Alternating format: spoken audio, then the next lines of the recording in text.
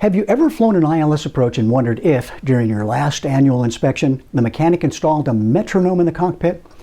I say metronome because of the constant clicking noise you hear during the ILS approach as the Glideslope needle rhythmically bangs up against the top and the bottom of the Omni display. Well, perhaps I can help you fly a smoother ILS with a few pointers. But first, we need to review a little theory. During instrument ground school, you probably remember your instructor talking about the primary instruments and which ones were primary for pitch, bank, and power during each condition of flight. Well, this also happens to be the primary reason you fell asleep during instrument ground school.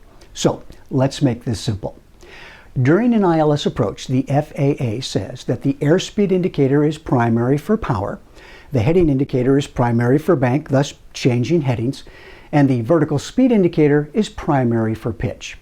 The reason we use the VSI needle as a primary pitch instrument is that a parallel descent on a glide slope is essentially dependent on two things. Number one, the airplane's ground speed, and number two, the angle of the glide slope.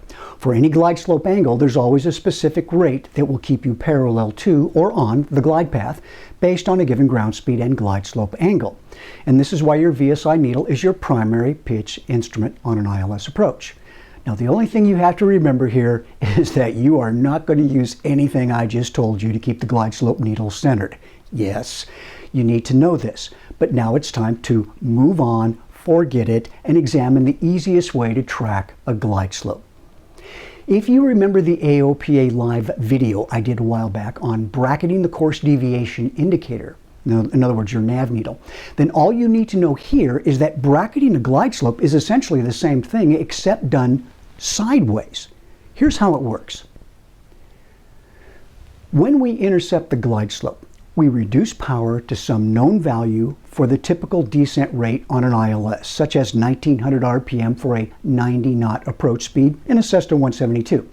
Then we simultaneously pitch the nose down to about 3 degrees below the horizon on the attitude indicator and hold it there. 3 degrees is the average angle of glide slope inclination above the horizon, so a 3-degree nose down pitch is a good initial pitch attitude to use. Now, don't move. Just radial scan the glide slope localizer needles, the heading indicator, and the airspeed indicator in that order.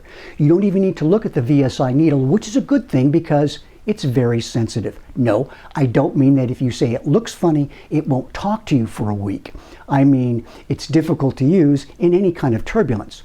If the glide slope needle moves up or down, then apply the following bracketing strategy to center the needle. Number one, pitch up or down 1 degree, then another degree if necessary to stop needle movement.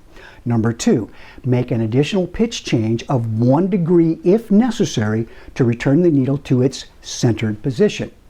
When the needle centers, remove the pitch input applied in step 2.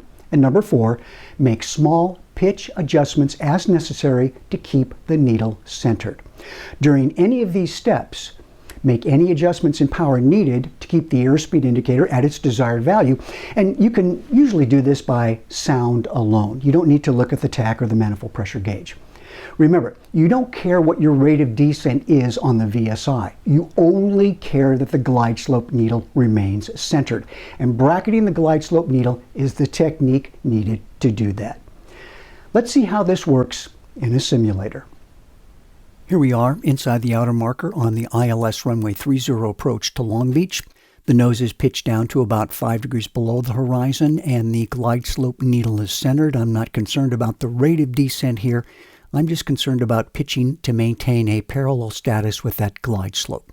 We're at 90 knots and it looks like the localizer needle is moving slightly to the right, so I'm going to roll into a 5 degree to 10 degree bank to the right and then roll back out. I won't be concerned about the heading. I just want to stop that localizer needle motion. As I roll in and out, the little orange ball on the attitude indicator is kept right on the 5 degree reference line.